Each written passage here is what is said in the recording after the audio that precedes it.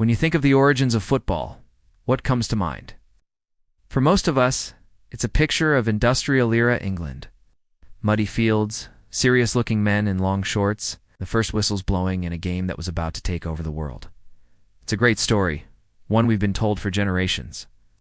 But what if I told you that story is missing its first chapter? What if the real, documented origins of a game with rules, teams, and a focus on kicking a ball started over to millennia before anyone in England thought to write down the rules? This isn't a story about England. Well, not at first. This is a story that starts in the heart of ancient China with a game that was part military training, part royal entertainment, and a show for the masses. It's a surprising journey that traces a simple, ball-kicking game from the courts of Han Dynasty emperors, through the wild street brawls of medieval Europe, all the way to the London tavern where the modern sport was finally born. We're going to unravel the true origins of football, a history far older, richer, and more global than you ever imagined. And it all begins with a game called Cuju. You might believe football began in England, but the true story starts more than 2,000 years ago. So, let us forget the foggy fields of Britain for a moment and travel back to the Han Dynasty in China. Here, a game called Cuju, which literally translates to kickball, was already a big deal. This wasn't just a casual kickabout. It was a structured sport used to keep soldiers fit, a sophisticated pastime for emperors, and, as FIFA has since recognized, the earliest documented form of football in human history. To get Cuju, you first have to understand its name. Su means to kick, and Ru refers to a leather ball, which was originally stuffed with feathers or animal hair. The first written accounts of Cuju show up in military manuals from the Warring States period. As early as the 3rd century BC, at first it was designed as a pretty tough training exercise for soldiers, meant to build stamina, discipline, and teamwork. The famous Han Dynasty general Huo Qubing was even recorded playing Cuju with his troops to keep morale and fitness high on the harsh frontier. But Cuju didn't stay in the barracks for long. During the wealthy Han Dynasty, from 206 BC to 220 AD, the game was adopted by the royal courts. Emperor Wu Di, one of the most powerful rulers in Chinese history, was a huge fan and promoter of the sport. He had special Cuju fields, called Zhucheng, built right inside the imperial palace. These weren't just patches of grass. They were standardized playing areas, sometimes with 6 crescent-shaped goals at each end. And this is where Cuju starts to look surprisingly familiar. It wasn't just aimless kicking. It had written rules, referees, and was built on principles of fairness. A Han Dynasty poem describes a game with 2 teams of equal numbers, captains, and set regulations, where you couldn't be partial to your friends or family. That points to a level of organization and sportsmanship that's pretty mind-blowing for that era. The game itself came in different flavors. The most competitive version was Juki Yu. This had 2 teams, often with 12 to 16 players each, trying to kick the ball through a small hole in a raised net, all without using their hands. Imagine a mix of football and volleyball requiring insane precision and skill. Then there was Bita, a more artistic, less competitive style that was all about individual flair. Almost like a forerunner to freestyle football.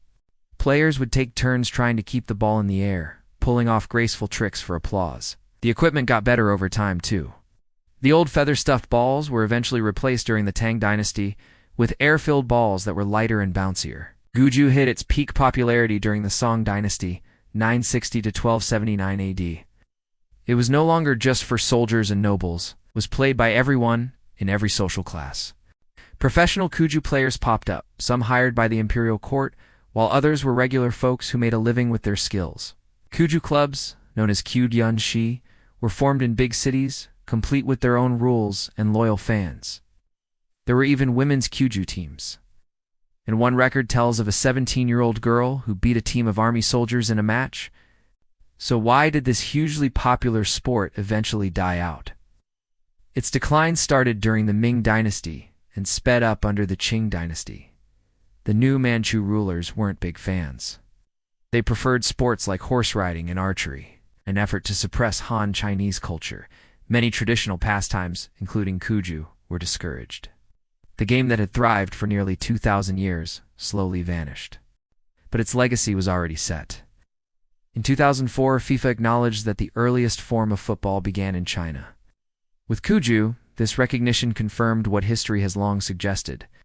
The first organized chapter in football's long story was written not in English, but in Chinese. Of course, the desire to kick a round object is pretty much universal, and ancient China wasn't the only place where people were playing ball games. All over the world, different cultures came up with their own unique games involving a ball, feet, and some friendly competition. But as we'll see, none of them quite had the combination of rules, goals, and kicking that makes Cuju the true ancestor of modern football. Let's head west to ancient Greece. Here they played a game called episkairos. The name basically means common ball, and it was a rough full-contact team sport. Two teams of 12 to 14 players tried to throw the ball over the other team's heads and push them back over a line. It was brutally physical and allowed players to use their hands, making it feel more like a distant cousin of rugby or American football than soccer. It was reportedly so violent that one spectator had his leg broken just by getting caught in the middle of a play. The Romans, who were pros at adapting Greek culture, turned episkairos into their own game, harpastum. The name comes from the Greek word for snatch, Which gives you a hint about the gameplay. Harpastum was played with a small, hard ball and was a favorite training drill for Roman legionaries. It was fast, agile, and incredibly demanding. The writer Galen called it fantastic exercise, but like episkairos, it was a violent game of tackling and wrestling. The Roman politician Cicero even told a story about a man who was killed at a barber shop when a ball was accidentally kicked inside during a game. Again, with all the carrying and tackling, it's clearly in the family tree of rugby, not football. Meanwhile, in Japan, a very different game called Kamari developed. It was likely introduced from China around 600 AD, but it was less of a competition and more of a cooperative ceremonial ritual. Players would stand in a circle and work together to keep a deerskin ball in the air as long as possible, using only their feet. There were no winners or losers. The whole point was grace, skill, and etiquette. Kamari was a game of harmony, the polar opposite of the competitive spirit that defines football. In an ocean away in Mesoamerica, the Aztecs played a ritual ball game called Olamalisli. This game was deeply religious. The ball was thought to symbolize the sun, and in some cases, the captain of the losing team was sacrificed to the gods. It was played on a stone court with a solid rubber ball, but players weren't allowed to use their hands or feet. Instead, they had to strike the ball with their hips, thighs, and sometimes forearms. Its ritualistic purpose and unique rules set it far apart from the lineage of football. While all these games show that humans have always loved to play with balls, they also show what made Cuju special. Episkairos and harpastum were too violent and hand-focused. Kamari was cooperative, not competitive. Olamalisli was a religious ceremony with completely different rules. Only Cuju, with its written rules, dedicated fields, use of goals, and focus on kicking, can really be called the true scientifically backed origin of what we now call football. Just as Cuju was fading in the East, a totally different kind of football was starting to brew in Europe, especially in England. This was not a game for emperors. This was raw, chaotic, and brutal. Today we call it mob football, and it was the wild, untamed ancestor of the modern game. For centuries during the Middle Ages, these games were massive, unruly events, often played on Shrove Tuesday, the day before Lent began. The entire population of a town would split into two teams, maybe based on which side of the river they lived on. There were no player limits. The team could have hundreds of people. The field was the town itself. The goals could be miles apart, a specific tree at one end of the valley and a mill wheel at the other. The ball was usually an inflated pig's bladder. The rules, well, there really weren't any. Kicking, punching, and carrying the ball were all fair game. The goal was simple. Get the ball to the other team's goal by any means necessary, short of actual murder. These weren't sports matches as we know them. They were more like annual ritualized riots. Accounts from the time describe a heaving mass of people clashing in the streets, fighting to move the ball just a few feet. Games would surge through fields, across rivers, and into town squares, causing a ton of property damage. Shopkeepers learned to barricade their windows on game day. Because of this chaos, authorities tried to ban the game again and again. In 1314, King Edward II of England banned it from the streets of London, complaining about the great noise in the city caused by hustling over large balls. Other kings hated it because it distracted young men from practicing archery, which was vital for national defense. But the game was just too popular. It was woven into the fabric of community life, a way to settle old grudges, show local pride, and blow off steam. While it seems a world away from the perfect grass of the Premier League, its medieval mayhem is a vital part of football's DNA. It represents the sport's primal tribal core, the fierce loyalty to your side, the physical fight for territory, and the sheer joy of scoring a goal. This was the raw energy that, centuries later, would be harnessed and tamed into the structured game we know today. The journey from the violent street brawls of mob football to the organized sport we watch today is the chapter most people think of as the beginning. But it wasn't an invention. It was a revolution. It was the moment the chaos was tamed. And this transformation happened in the elite schools and smoky taverns of 19th century England. The cradle of this new, orderly football was the English public school system. Schools like Eton, Harrow, and Rugby all played their own versions of the game, but with completely different rules.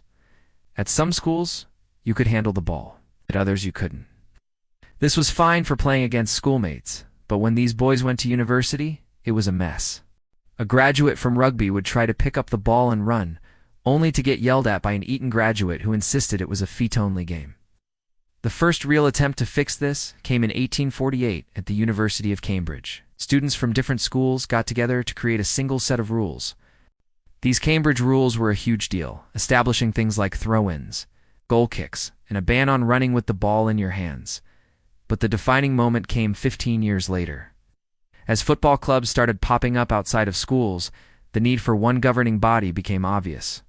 In 1863, a London solicitor named Ebenezer Cobb Morley, who had founded his own club, wrote a letter to a popular newspaper proposing that football, like cricket, should have one set of rules for everyone. His letter hit home. On October 26, 1863, representatives from a dozen London clubs met at the Freemasons' Tavern in London. Their goal was to form an association to establish a definite code of rules. This was the birth of the Football Association, or the FA. Over the next 6 weeks, these men argued and compromised to create the first official laws of the game. The biggest fight was over hacking, kicking an opponent in the shins and handling the ball. The representative from Blackheath passionately argued to keep these rougher elements, saying that banning hacking would strip the game of its courage. But the fans of the dribbling game, influenced by the Cambridge rules, won out. The FA voted to ban both hacking and carrying the ball. This decision was monumental. In that moment, the great split happened. Blackheath and the other clubs that wanted the rougher style walked out. They would go on to form the Rugby Football Union in 1871, officially creating the separate sport of rugby. The clubs that stayed had just created association football, a name that university students would soon shorten to soccer. The first 13 laws published by the FA in 1863 laid the foundation for modern football. They defined the pitch, the goals, and the rules of play. For the first time, there was a universal code. England hadn't invented football, but in that tavern, it had captured its chaotic spirit, given its structure, and written its first universal rulebook, setting the stage for it to become the world's game. With a single set of rules from the Football Association, the game was ready to travel. It was now a standardized product, easy to export, and it spread across the globe with incredible speed. The British Empire, at its peak in the late 19th century, became the unintentional distribution network for association football. British engineers, sailors, soldiers, and merchants took the game with them everywhere they went. They brought their leather balls and FA rulebooks to the ports and industrial towns of Europe and South America. In Argentina, British railway workers organized the first matches. In Brazil, it was Charles Miller, the son of a Scottish expatriate who returned from school in England in 1894 with 2 footballs and a rulebook, who is now known as the father of Brazilian football. The game spread not through force, but through cultural exchange. At the same time, the sport was changing back in England. It started as a game for wealthy gentlemen, but the working class quickly made it their own. Factory teams and work-based clubs began to dominate. The introduction of the Saturday half-day gave workers free time to play and watch. Paid players and ticketed matches in the late 1800s marked the birth of professional football, turning it from a game into mass entertainment. Organized competitions fueled its growth. The first FA Cup was held in 1871, and the first official international match between Scotland and England took place in 1872. The final step in making football a truly global sport. It came in 1904. Representatives from 7 European nations met in Paris to form a global governing body, the Fédération Internationale des Football Association, or FIFA. Its mission was to oversee international competition and maintain the laws of the game. With FIFA established, the stage was set for the ultimate expression of football's global reach. The World Cup was first held in 1930, in just a few decades. The game had traveled from a London tavern to every corner of the planet. It had crossed class divides, from the sons of the elite to factory workers. And it had crossed oceans, finding passionate new fans in cultures thousands of miles away. The new rules had unlocked its potential, allowing it to become a shared language understood from Buenos Aires to Berlin. The beautiful game had officially gone global. Its incredible journey, from a Chinese military drill to a global spectacle watched by billions, is packed with so many surprising twists. If you love discovering the hidden histories behind the things we do every day, make sure you subscribe and hit that notification bell. And let us know in the comments, what other sport origin stories should we tackle next? Your idea might just be our next deep dive. So, what is the real origin of football? The answer, it turns out, is more complex and way more interesting than a single time or place. It's a story with multiple birthplaces and many parents. The spark, the first scientifically backed evidence of a codified kicking game, definitely comes from ancient China and the sophisticated sport of Cuju. For nearly 2,000 years, it proved that a game of skill and teamwork centered on kicking a ball could captivate both emperors and commoners. But the game's wild, passionate heart was forged in the mob football brawls of medieval Europe. That's where it became a beloved and violent tradition for entire communities. And finally, the modern game we watch today got its universal language in 19th century England. The men of the Football Association didn't invent football. They did something just as crucial. They organized it, standardized it, and separated it from its rougher rugby-style cousins. They created the simple, elegant rules that let the game be played and understood by anyone, anywhere. So the next time you watch a match, remember the long and winding road the ball has traveled. Remember its journey from the feet of Han Dynasty soldiers through the muddy riots of medieval villages, and onto the orderly pitches of English schools. Football isn't just a sport, it's a global tapestry woven from threads of ancient discipline, medieval passion, and modern order. It's a testament to a simple, universal joy, the love of the beautiful game.